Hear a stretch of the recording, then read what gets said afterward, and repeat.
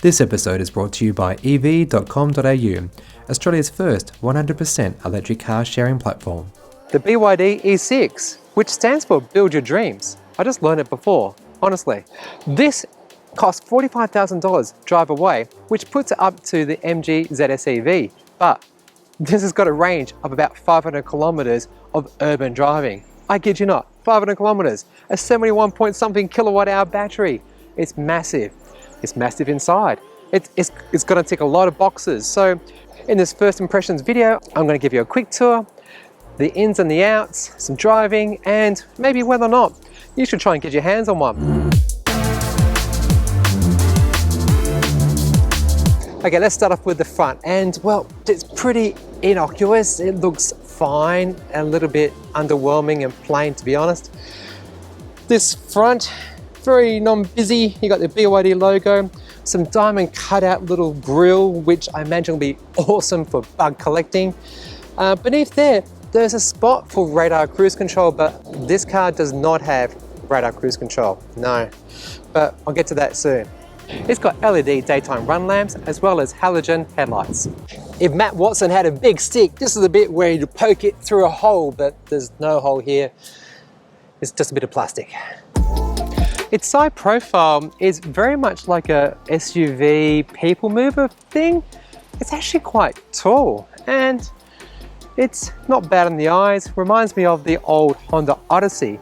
You know, that people mover thing that will carry 6 people somehow. This only carries 5, but it has a similar vibe and feel to it. The wheels are 17 inch and they look okay, if not a little small for the size that's available to them. Because of that low entry price with so many kilometers, they had to make some cuts somewhere. And here's an example. The mirrors do not fold in or out. They're electronically adjustable inside, circa year 2000 say. But yeah, if you get a bit anxious, you can do it by hand, but otherwise, they're out for the long haul. The car includes keyless entry. What you need to do is have it in your pocket, walk up, press this, and the car locks or unlocks depending on what you want to do. The rear of the BYD E6 is pleasant enough, very similar to a lot of other cars out there. Non-fussy, simple wiper, which is, this car's been through a little bit of a dust trail, so yeah, excuse the dust. But there's nothing really unpleasing here. It's pretty innocuous. Boot space is a respectable 580 litres, and to be honest, it looks bigger and more usable. And I said to the guy who owns it that it looks like you can actually get a third row in here, like it seats potentially 7 people, like 2, 3, 2. But you can't.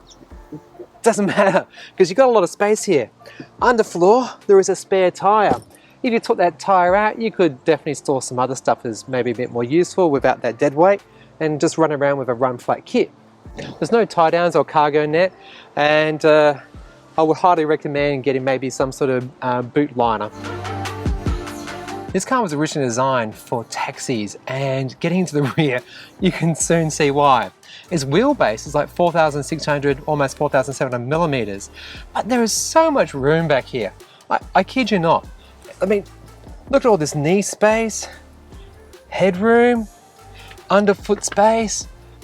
There is truckloads of space for adults in here. You could comfortably seat 2 across, 3 people in a bit of a cinch. It's got ISOFIX, so putting in a capsule or a booster it's going to be absolutely dead easy in this car. In the center, there's 1 vent, and beneath that, 2 USB-A sockets. Other nice features include headrests, windows that come almost down, sill height that's not too bad, maybe a little too high for the younger kids, but adults, completely great. Power windows, large door bins for drinks, but no behind seat storage. The BYD E6, just like most modern cars, are going with these darker interiors and being with these dark plastics and leatherette. I think it's leather, but I don't think it is leather. It's great at picking up dust, and I'm currently in this grassy, muddy sort of field that's dry at the moment, so it's showing up the dirt very nicely. All right, well, the front, here we are. It's It's kind of contemporary. It's a lot of black once again. We've got some piano finish, which is lovely and awesome for collecting dust, fingerprints, and you name it. You've got the Build Your Dreams, the BYD. See, did you know that? I didn't know that, so now I know. It's great that we all know it. We've got some vents here, so 4 across the front, and one on the back I spoke of before. And then beneath that, you've got like what appears to be a spot for your mobile phone, and it kind of is, but it's just it's only a recess. There's no actual recharging your phone. They're like Qi wireless charging. No. Beneath that mobile phone spot, you've got H&L, which is high or low regen, and on the display it actually says standard or larger. I kid you not. And there's also a voice in here that if I was to take the key out of the car, listen to this. Please confirm the kiss inside. yeah, it's cute, isn't it? Anyway, so yeah, just one of those things that doesn't always translate well, and if it was refined and worked on for Australia and I guess overseas markets, things like that would be improved. But nonetheless, yep, you've got that regen button shifting over. It's always in eco mode. There's an eco button here, but you can't shift it out of eco. I'll get to driving impressions very soon. Your hazards, auto. Now auto's for your aircon, and I must say that the aircon in this thing actually is very good. Great interface. You essentially just put your finger on the screen and you can move it up and down, aka like Tesla does, and it changes the fan or your temperature or you name it. You can turn your parking sensors on and off, a button to turn the aircon on and off, front demister, and traction control for snowy conditions. And that knob is to control your volume. Coming down to beneath that, you've got your typical MG ZS EV / BYD, you name it, everyone seems to be getting this control to engage drive, reverse, neutral, or park. 2 cup holders in the center console, as well as 2 in the doors in the front, as well as in the rear, so a total of 6 for the car. You've got an electronic handbrake, which thankfully, when you push P in this thing, it engages it as well. Kia, Hyundai, pay attention. And then a slot, which I guess is to store your mobile phone, but unless it's actually got some padding there, which it doesn't, it's going to be making a bit of noise and banging around unless you've got a big, fat, juicy phone, which in 2022, do you? What, really? Why? Just no? Time for an upgrade. And finishing off the center console, you've got a little cubby where you can store a square box of tissues. It's got 2 USB-A sockets, as well as a 120 watt cigarette lighter spot. For the driver, you can control all 4 windows, the mirrors, which I spoke about earlier. The sun visors at the front are okay size. Got the vanity mirror, but no light, so dark conditions, you're going to have to rely on the LED internal cabin lights, which are both present for the front and the rear. The rear view mirror has got a reasonable size view, and it's a manual dim sort of flicky thing. And on the steering, you've got your automatic wipers, automatic headlights, some controls on your steering wheel, like the mode button to cycle through all the different audio visual options you have, that is to say like Bluetooth, radio, USB stored music, and so forth. A shortcut to your phone, volume up and down, and next and back and stuff like that. The steering wheel can be adjusted up and down, in and out, providing quite a good view of your pinnacle, which is the old-fashioned analog. So on the left you can actually see how much power you're using, and then to the right your speedometer, and in the center it's got a screen which looks kind of okay, a bit fussy. It's telling me at the moment it's running at 14.6 kilowatt hours per 100 k's, pretty good. And finally, and perhaps the most exciting thing inside the cabin, is this screen, which can be rotated 90 degrees, so you can actually have it in like portrait or landscape format. The owner of this car said to me, you can actually do a little bit of a hack and install any sort of apps you want on it, because it's essentially an Android tablet here. It's even got like a little USB at the back there. But because the BYD is not yet fully supported in Australia, navigation doesn't actually work with this car, so you have to rely upon Google Maps to get you places. And if you're thinking, oh yeah, great, it's a tablet, it's Android Auto, anybody? No, it somehow sort of knows that, yeah, this has been changed and there's a bit of a back end thing going here for the car, and it knows that it can't run natively, who knows why, Android Auto. He has tried a few different like APKs and little side loaders and things like that, but no joy so far. But I'll keep you up to date and just check the pinned comment below to see if he's actually worked that out. Once again, I'd just like to thank Evee for making this video possible. Using Evee is a win-win both for hosts as well as people who are renting an EV. If you've been contemplating getting into an electric vehicle and you're thinking, well, is this actually for me? Is it going to suit my needs? What's it going to be like at home? Dropping the kids off to school? Who knows? With Evee, it makes it possible where you can get to try an electric car for over 24 hours, 48, a week, whatever you want to do. Perhaps you're going on a holiday interstate and you don't want to be driving an internal combustion engine car, you know, a petrol diesel thing, especially with the price of petrol right now. And Evee just makes it so simple for everyone. Look them up. Joining is easy. You've got the peace of mind of a comprehensive insurance package behind it. They do all the checks and validations around who's renting it, the age of the person, and yeah, I've only heard good things from the Evee experience. So once again, thanks Evee, and thanks to Tan for making this possible. Now, whenever I do a car review, I actually try to find a car park that I can drive around in and give you shots like this where I'm talking to the camera and I'm not going to hit no one because, you know, it's a car park. But today I can't do that because this has got a pedestrian warning system that is very loud, and I imagine it's not very nice for you guys because there we go. Up to 30 km per hour, it's like, it's quite present in the car, so it's not very good. Anyway, good for pedestrians, yay! Alright, let's talk about the car and its stats. So it's got a 71.6 kilowatt hour battery, capable of supposedly 500 kilometers of range. That's like urban driving, mind you. So if you do 100 km per hour, EV database suggests actually 415 kilometers, but that's still very good, remembering its price. The car is always in eco mode, and you can tell why, because power is only 70 kilowatts. That means when you put your foot down, it's a bit of a slow acceleration to get up to speed. Being front wheel drive and a smaller motor is only capable of 130 kilometers per hour maximum. Because of that larger battery pack, this car is really heavy. There's a sticker down there that suggests it's actually 2.5 tons, which the EV database says is wrong. It's closer to 2 tons, but you can feel it. It's very solid, very planted, sorta. The suspension is a little bouncy, a little bit nervy, so I'll go over a bump and it's there and it stays there and then it dissipates. Reminds me very much of my MG ZS EV. Wind noise is okay. I can hear a lot from the front here, the mirrors, that little side, little pocket window thing. No auto hold. No auto hold. There is no auto hold. Yeah, okay, that's a little bit disappointing.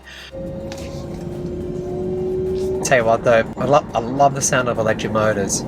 I get why people like engine noise and exhaust notes, but just that sound that electric cars make, it's just lovely. Regen at standard is essentially almost absent, I feel, compared to even my car. On larger, it's not bad, but again, I wish it would be a little bit more aggressive. This battery is currently charged to 93%, so it's got capacity to actually slow the car down. There's no one behind me. It's taking my foot off, coasting. Yeah, it's not convincing enough for my liking. Alright, time for a bit of freeway driving. Let's get up to 100. I've got my foot flat on the floor. It feels like it's resisting, by the way, for me even pushing the accelerator. I kid you not. Alright, I'll be quiet so we can have a bit of a listen to the car running at 100 km per hour.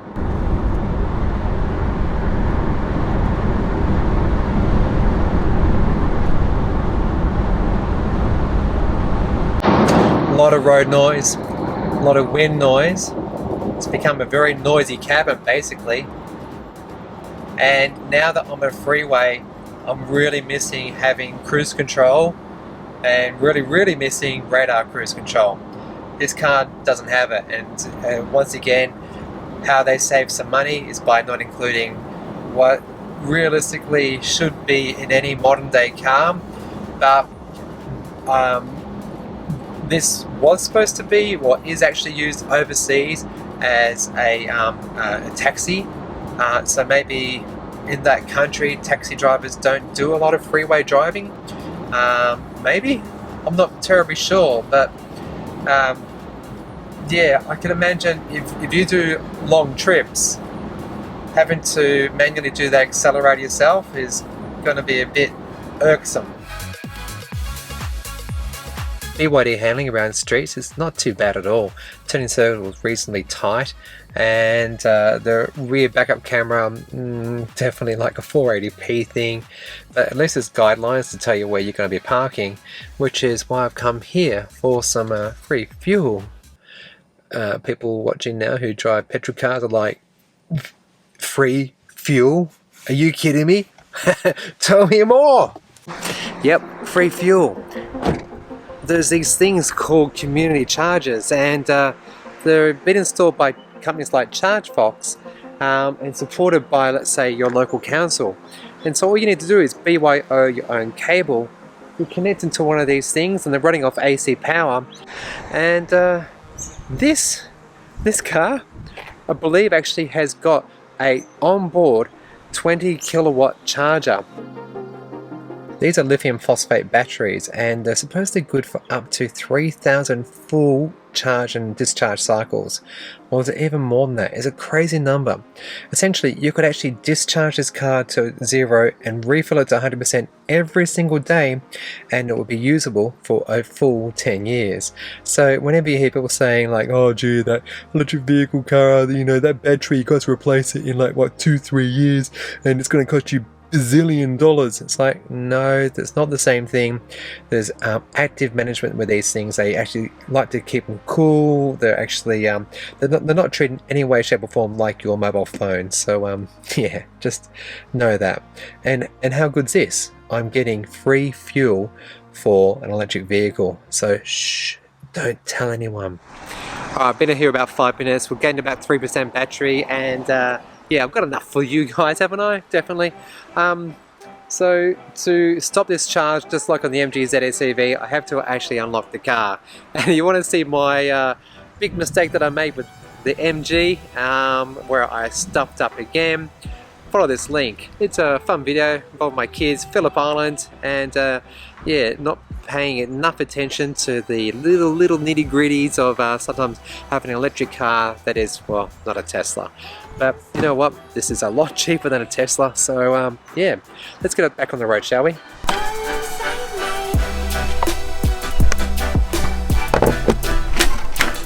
My time with the BYD E6 was relatively short, but nonetheless, I've come away rather impressed. This, you got to remember, costs the same as the MG ZS Evee. It goes a lot further, and it's missing things like radar cruise control.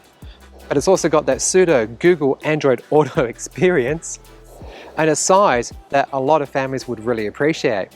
Whilst the MG ZS Evee is a small SUV, this is a small, actually no, medium-sized hatch, and that large boot and even larger interior with that space in the back, I think families would absolutely love it.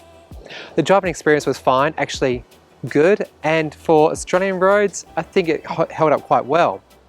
I think if this was become a mainstream import vehicle, not just the one of 15 that were brought into this country, I reckon this would do really well. A lot of people in Australia buy cars at that $40,000 bracket, and to stretch just to 45k, yeah, it's a little bit more money, but it's going to be a hell of a lot cheaper to run compared to buying petrol. And if you've seen the prices lately, it's just insane, isn't it? So if you're thinking about getting an EV, I would highly recommend, look, go check them out. There's a lot more choice than we had just even 1 year ago. And this car has the range, has the looks, and the capability that I think most families are looking for. Okay, so that will do it for today's video. I do hope you've enjoyed it. And hey, if you watch my videos regularly, consider subscribing. It really genuinely helps the channel. Hit that little subscribe button down there. Yeah, that one. and smash the like button, leave me a comment, ask me a question. I try to answer them. But if you want to see behind the scenes about this story and others, I've got like more than 400 unique pieces on Patreon. Yeah, come over here, where you get behind the scenes, news, polls, and stuff that I just don't show you on YouTube. And finally, do check out my legal challenge of the Victorian Evee tax. We are currently waiting for some time to get in front of the High Court of Australia to contest what is dubbed the world's worst tax. And yeah, stay up to date with that by subscribing. Okay, otherwise, you know what you can do. Be good and be green.